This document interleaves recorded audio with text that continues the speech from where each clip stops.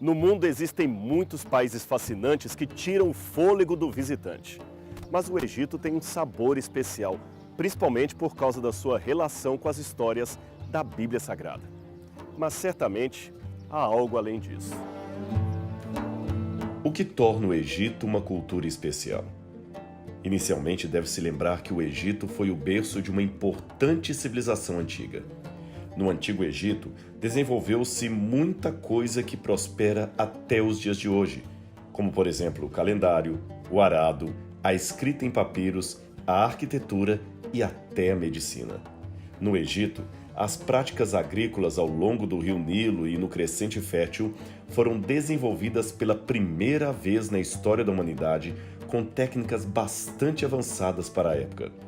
Nas construções de grandiosas obras como as pirâmides e nos palácios dos faraós, os egípcios aplicaram um grande conhecimento de matemática, arquitetura e até hoje não se explica como as pirâmides foram tão perfeitamente construídas com os equipamentos disponíveis naquela época.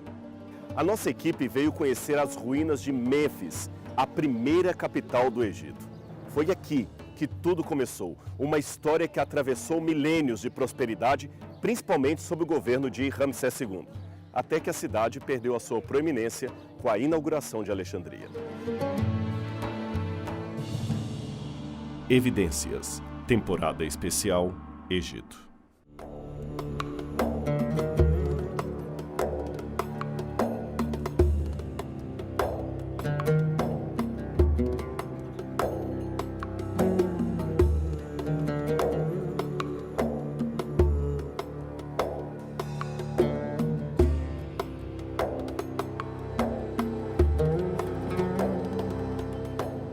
A cidade de Mênfis foi a primeira capital do Egito. Não sobrou muita coisa para se ver hoje, mas também ela foi capital daqui em 3100 a.C., ou seja, há mais de 5.000 anos. Parte da cidade acabou sendo usada na construção de casas, prédios e até mesquitas. Mas essas ruínas ainda têm muita história para contar. Segundo uma tradição contada pelo historiador grego Heródoto, Mênfis foi fundada por um governante chamado Mênes, que seria o primeiro rei do Egito. No entanto, não se encontrou nenhuma evidência histórica desse suposto fundador da primeira dinastia dos governantes locais. De fato, considerando que a primeira dinastia é normalmente datada em 3100 a.C., ou seja, há mais de 5.000 anos, seria difícil ter muita coisa em pé até nossos dias. De qualquer modo, não há por que negar que aqui tenha sido a primeira capital do Egito depois da unificação do Alto e Baixo Egito. Mas a fração do que podemos ver de Mênfis está localizada principalmente em torno da pequena aldeia de Mit-Rahina. A localização geográfica de Mênfis era ideal para fazer dela a capital do Nilo. Situada apenas a poucos quilômetros ao sul do ápice do delta, quer dizer, do ponto em que o rio Nilo se divide nos seus braços, ela podia exercer controle não somente sobre a região do delta ao norte, mas também sobre o tráfego no Nilo. A localização da cidade de Mênfis era também muito estratégica. Só para você ter uma noção, aqui a leste tinha a proteção das montanhas e do deserto. E a oeste tinha a proteção do Nilo e do Vale dos Mortos, que, segundo a crença da época, também era uma forma de proteger a cidade. Mênfis também ficava na encruzilhada entre o Alto e o Baixo Egito. Por isso, ela detinha a chave de organização e administração de todo o território. Na verdade, até a atual cidade do Cairo também está perto daqui, a uns 20 quilômetros mais ou menos de onde nós estamos.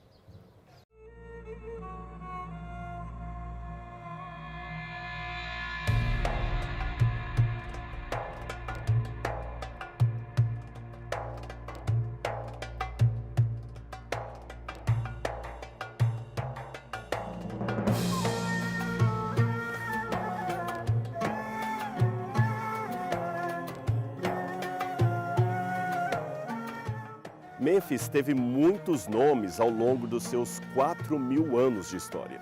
Seu antigo nome egípcio era Inbu-Hed, que quer dizer as paredes brancas. Devido ao seu tamanho, a cidade também passou a ser conhecida por vários outros nomes que, na verdade, eram nomes de bairros ou distritos que gozavam de considerável destaque em um momento ou outro. Por exemplo, de acordo com um texto do primeiro período intermediário, a cidade era conhecida como Jed Sut, que significa lugares eternos. Este é o nome da pirâmide de Tet. No início do Império Novo, em cerca de 1150 a.C., a cidade ficou conhecida como Men-Nefer, que quer dizer duradouro e belo. Foi esse nome que se tornou Menfi em copta. Já o nome Mênfis é a adaptação grega desse mesmo nome copta, que originalmente era o nome da pirâmide de Pep I, localizada a oeste da cidade. Agora, o nome mais famoso da cidade de Mênfis era Ineb-Hed, que em egípcio antigo significava a parede branca. Na verdade, a cor branca era a cor padrão do Alto Egito. Na antiga arte egípcia, o branco representava pureza e onipotência. Muitos animais sagrados, como hipopótamos, bois e vacas, eram pintados de branco. Roupas brancas também eram usadas durante rituais religiosos e usar sandálias brancas era o mesmo que ser um sacerdote. Muitos objetos e instrumentos religiosos simbólicos também eram feitos de alabastro em cor branca, como, por exemplo, vasos de oferta e libação, vasos canópicos e até mesmo uma mesa para embalsamamento. A palavra red, além de significar branco, poderia também, dependendo do contexto, significar prata. E a prata era um metal muito valorizado aqui no Egito e principalmente muito raro. Os faraós amavam ter joias de prata, que por isso eram chamadas de nub-red. O algodão egípcio era geralmente de cor creme, mas o tecido branco era altamente valorizado. Nas admoestações de Pulver, o autor mostra como as coisas se tornaram ruins. Ninguém tem roupas brancas nesse tempo. Esta frase ilustra a angústia do escriba. A tinta branca que os egípcios usavam era feita a partir do giz ou do gesso, que eram abundantes em toda a terra do Nilo. Assim era a cidade de Mênfis no passado, bem diferente do que vemos hoje ao visitar o Egito. Contudo, suas estátuas colossais ainda chamam bastante a atenção dos visitantes. Veja essa estátua colossal de Ramsés II. Ela é tão grande que foi encontrada assim, deitada, e desse jeito permaneceu. Foi mais fácil construir um edifício em torno dela que tentar reerguê-la. De fato, um grande número de estátuas representando Ramsés o Grande foi descoberto em Mênfis. Entre as mais impressionantes está esta, uma estátua monumental esculpida em calcário e que mede cerca de 10 metros de comprimento. O explorador italiano Giovanni Battista Caviglia descobriu-a perto do portão sul do Templo de Ptah, isto em 1820. A estátua agora é exibida deitada de costas para o chão porque os pés e as bases estão quebrados. No século XIX, eles tentaram oferecer esta estátua para vários lugares ao redor do mundo, inclusive o Museu Britânico, que recusou recebê-la. Eles tinham medo que o transporte da estátua pudesse danificá-la. E pensando no seu tamanho, foi até bom que Ramsés permanecesse aqui mesmo, em solo egípcio. O museu que atualmente abriga a estátua foi construído especificamente para protegê-la. Você pode subir alguns degraus dentro e caminhar ao redor da estátua num nível mais alto. Ali você pode ter uma excelente observação para admirar o colosso em diferentes ângulos. Na verdade, eram duas estátuas e ambas foram encontradas em 1820 aqui por Caviglia. Mas a segunda foi restaurada em 1950 e permanece até hoje aqui no Egito. Originalmente, ela foi exibida na Praça Bab al-Hadid, no Cairo, quando então foi renomeada com o nome de Ramses Square. Mas em 2006, ela foi transferida temporariamente para outro local em Giza. Em janeiro de 2018, foi cuidadosamente transportada para o imponente átrio da entrada de Djem, grande museu egípcio, que será um moderno prédio nas proximidades das pirâmides, prestes a ser concluído e inaugurado para abrigar cerca de 100 mil artefatos. Essa cidade, na verdade, não tem nada a ver com Ramsés. Ela foi fundada e já existia muitos séculos antes dele. Mas esse monarca tinha a fama de gostar de colocar o emblema dele, o nome dele, em obras que ele não fez. E aqui não foi diferente. Os antigos egípcios acreditavam que os deuses eram como famílias humanas. Uma dessas famílias mais proeminente era formada pelo grande deus Ptah, sua mulher Sekhmet e seu filho Nefertum. Este seria o deus do sol e dos perfumes, cujo símbolo era a flor de lótus. Na representação dessa estátua em granito vermelho, o faraó, que também é uma divindade, Ramsés II, faz as vezes de Nefertum. Aqui mais uma imagem de Ramsés. Esse faraó gostava de ter o seu rosto e corpo lembrados pelo seu povo. Na imagem, vemos uma das estátuas do recinto. Ao lado dela tem uma estela monolítica sobre a qual foram esculpidas figuras ou textos grafados cuja função principal era transmitir um símbolo significativo de caráter mágico, religioso, funerário e político. Aqui você tem um sarcófago, uma câmara de mumificação e uma base de coluna, isto entre outros achados expostos no local. Bem aqui atrás de mim, atrás dessas grades, estão as ruínas do templo do deus Ptah. Ptah era o deus patrono da cidade de Mênfis, a principal divindade desse lugar. Infelizmente, nós não podemos ir até lá para filmar, porque o lugar ainda está sob escavação arqueológica e nós não podemos, então, pisar naquele sítio. É uma pena. Mas você pode ver que não sobrou praticamente nada daquele que foi um santuário suntuoso dessa divindade aqui no Egito. Ptah, só para que você tenha uma noção, era ao mesmo tempo o deus das trevas e o deus da criação, porque uma versão da mitologia egípcia dizia que os homens nasceram ou surgiram de um desejo do coração de Ptah que foi manifesto por sua voz, trazendo à existência aquilo que não existia. E aqui atrás ficava o centro de sua adoração. Na mitologia egípcia, Ptah era o deus criador e divindade patrona da cidade de Mênfis. Era chamado de o pai de todos os deuses. Ptah era também o deus egípcio que tinha criado os espíritos, ou Aká, dos outros deuses, e também do mundo e de suas criaturas. A teologia de Mênfis é a própria teologia da cidade. Era por isto que a cidade era também chamada de Ta-Tenen, ou colina primordial. Por essa razão, foi-lhe dado o nome de Ptah, que significa Deus Criador, e foi considerado, a meias com a deusa menfita Socar, o patrono dos artífices e de todos aqueles que criam objetos. Socar inspirava e protegia os que trabalhavam o metal, e Ptah, os que trabalhavam a pedra. Ao contrário de Seker, outro deus construtor, Ptah está associado às obras de pedra. Apis, o deus que os hebreus adoraram aos pés do Sinai, era, para os egípcios, o guardador de seus oráculos. Importante centro de peregrinação, o grande templo de Ptah era uma das estruturas mais proeminentes da cidade de Mênfis. Ele cobria uma área enorme que passou a ser ocupada pela lavoura dos camponeses que viviam na região.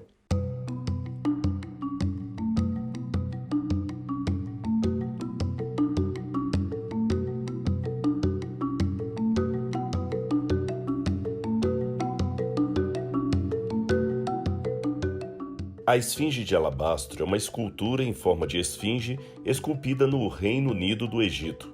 Isto foi aproximadamente entre os anos 1700 e 1400 a.C., provavelmente durante a 18ª dinastia egípcia. Uma esfinge é uma criatura mítica com o corpo de um leão, na maioria das vezes uma cabeça humana, e também asas. A criatura era uma invenção dos egípcios e tinha uma cabeça masculina, quer fosse humana ou animal.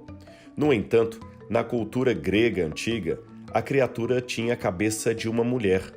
A esfinge também está presente na arte e na escultura das civilizações micênica, assíria, persa e até fenícia. A data exata em que a primeira esfinge apareceu não é conhecida, e a mais famosa de todas é, sem dúvida, a Grande Esfinge de Giza. Ela não foi precisamente datada, mas alguns estudiosos a colocam no reinado de Quéops, de cerca de 2500 a.C. Há uma história que na 18ª dinastia, Tutmosis IV, quando ainda era um mero príncipe, saiu em uma expedição de caça e adormeceu à sombra da esfinge. Enquanto dormia, ele sonhou que a própria esfinge aparecera para ele e lhe prometera que o tornaria rei do Egito se ele limpasse as areias que se acumularam ao redor de seus pés. Depois disto, ele de fato se tornou faraó. No reinado de Quefren, as esfinges se tornaram mais e mais difundidas e geralmente eram colocadas como guardas fora dos templos, das tumbas e dos monumentos funerários. A esfinge foi originalmente localizada ao lado de um colosso de Ramsés II, no flanco sul do grande templo de Ptah. Infelizmente, a falta de inscrições não nos permite saber qual o faraó representado por esta estátua de alabastro. Alguns pensam que poderia ser o faraó Amenhotep II, Amenhotep III, Hatshepsut ou até Sete I, o pai de Ramsés. Como eu disse, é um mistério a identidade de qual o faraó representado por essa estátua. Mas é curioso que o alabastro, a pedra da qual ela foi feita, é mencionado no Novo Testamento, no episódio em que Jesus é ungido com um perfume muito precioso de nardo num vidro de alabastro. Aliás, não é apenas isto que tem relação com a Bíblia Sagrada. A Bíblia menciona várias vezes a cidade de Mênfis. Você sabia? Em Oséias 9, verso 6, a cidade de Mênfis é mencionada no texto hebraico, e assim está traduzida na maioria das versões em português. Em outros textos, porém, ela é chamada pela palavra Nof, que é o nome para Mênfis em hebraico. Também em sentido político, Mênfis tinha grande destaque, em especial durante o período em que os egiptólogos chamam de Antigo Império até ao Médio Império. A maioria dos historiadores acredita que a sede do governo das primeiras dinastias era em Mênfis, embora talvez, por algum tempo, fosse mudada para Tebas, a bíblica cidade de No-Amon, que fica a uns 480 quilômetros mais ao sul. Pouca gente faz essa ligação, mas considerando a cronologia da vida de Abraão, Mênfis era a capital do Egito quando ele teve aquela experiência com Faraó registrada no livro do Gênesis. Portanto, é muito alta a probabilidade de Abraão ter estado aqui na cidade de Mênfis. A evidência bíblica parece indicar que durante o tempo em que os israelitas passaram no Egito, a capital do país se encontrava no Baixo Egito Setentrional, com acesso razoavelmente fácil à terra de Gósen, onde os israelitas moravam. Isto você pode ver em Gênesis 47, 1 e 2. O encontro de Moisés com Faraó à beira do rio Nilo parece favorecer a ideia de que a capital era de fato aqui em Mênfis, pois o Nilo se divide em diversos braços ao chegar ao delta, e isto está de acordo com o Êxodo capítulo 7, verso 15. Mênfis também é mencionada por causa da sua hegemonia religiosa sobre os egípcios no 8º século a.C.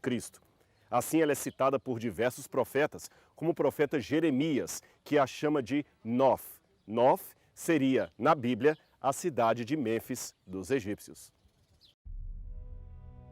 Até os filhos de Mênfis e de Tápanes te quebraram o alto da cabeça. Porventura não trouxeste isso sobre ti mesmo, deixando o Senhor teu Deus no tempo em que ele te guiava pelo caminho? Mênfis era o centro da religião e da erudição no Egito.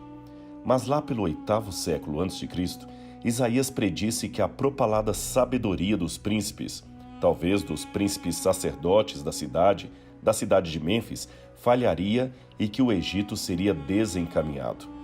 Talvez seria interessante ver mais uma vez a profecia na qual Isaías chama a cidade de Nof. Ele escreveu: Loucos tornaram-se os príncipes de Zoan, enganados estão os príncipes de Nof. Eles fizeram errar o Egito, aqueles que são a pedra de esquina das suas tribos. Isaías 19, verso 13. Encontraram-se em Mênfis vários movimentos do reinado do rei etíope Tiraca sobre o Egito. Embora Tiraca conseguisse sobreviver ao seu encontro com o rei assírio Senaqueribe em Canaã, isto em 732 a.C., o filho de Sinaqueribe, Esar-Adon, mais tarde, destroçou o exército egípcio, obrigando-o a retirar-se para Mênfis. O registro do próprio Esar-Adon a respeito do conflito parece muito claro. Ele diz: sitiei Mênfis, a residência real de Tiraca, e conquistei-a na metade de um dia por meio de galerias subterrâneas, brechas e escadas de ataque. Destruí-a, derrubei suas muralhas e a incendiei.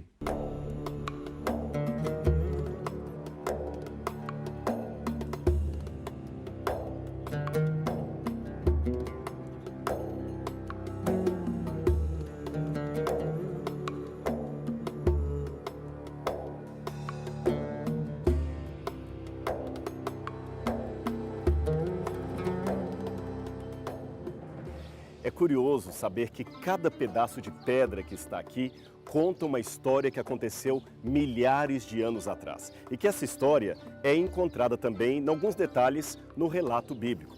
Aqui, por exemplo, eu tenho a imagem de Hathor. Hathor era uma deusa muito preciosa para os egípcios. Ela era a deusa daquelas mulheres que estavam para dar à luz. Era também a deusa da prosperidade, da fertilidade. E ela tinha o formato de uma vaca. Por isso que você pode olhar aqui, apesar da imagem estar bem desgastada, é uma mulher, o rosto de uma mulher, com orelhas de vaca. Em algumas ocasiões, ela aparece como sendo uma vaca inteira. Agora você vê a relação disto com o texto bíblico. Na história de José do Egito, há um sonho de Faraó, onde vacas gordas aparecem junto com vacas magras, representando a fartura e a escassez no Egito. Logo, Deus usou, naquele momento, uma imagem que os contemporâneos poderiam muito bem entender.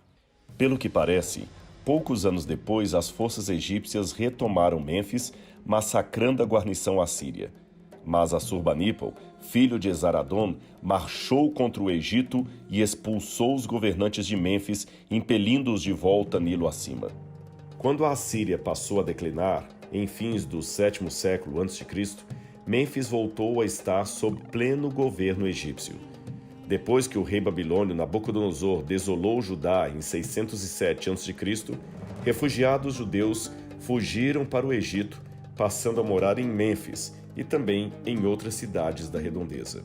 Deus, por meio de seus profetas Jeremias e Ezequiel, condenou-os ao desastre e predisse que Nabucodonosor aplicaria ao Egito um golpe devastador, devendo Mênfis, ou Nof, sofrer a plena força do ataque.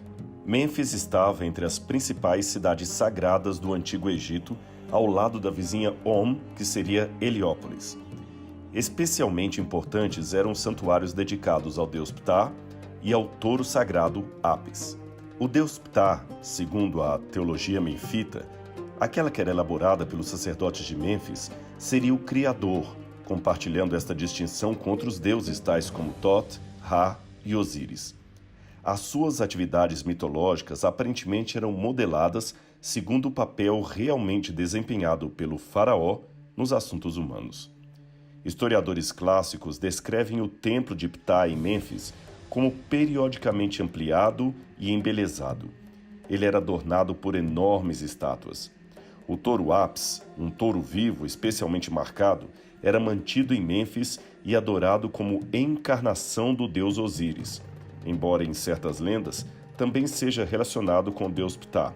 Na sua morte, realizava-se luto público e fazia-se um impressionante sepultamento do touro na vizinha Sácara. No século XIX, quando se abriu ali o túmulo, os pesquisadores descobriram os corpos embalsamados de mais de 60 touros e vacas. A escolha de um novo touro, Apis, e a sua entronização em Mênfis eram uma cerimônia igualmente suntuosa.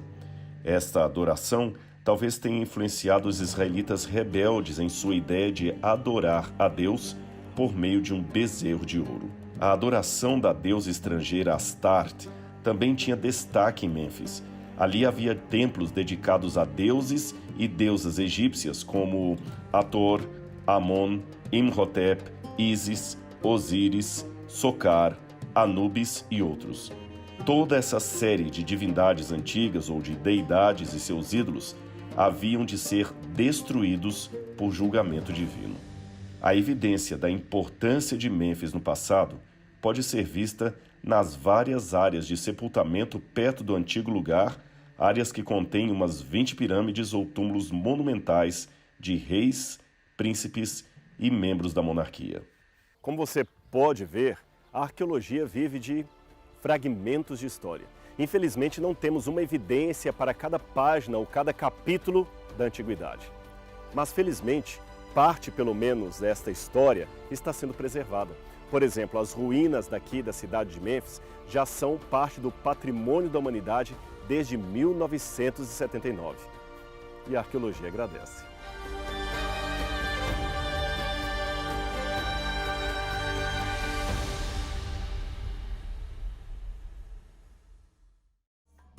Semana que vem, no Evidências...